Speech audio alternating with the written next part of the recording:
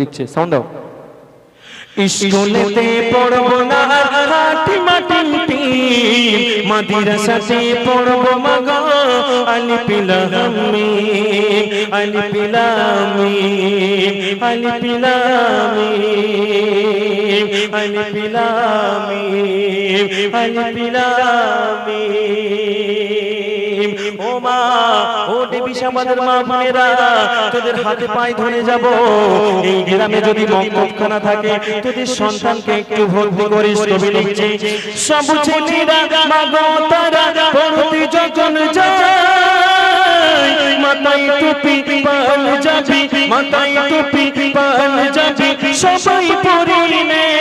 সেদিন ছেলে বলছে, আমি যাব সবার সাথে, আমি যাব সবার সাথে, যাচ্ছে ইব্রাহিম। স্কুলেতে পড়বো না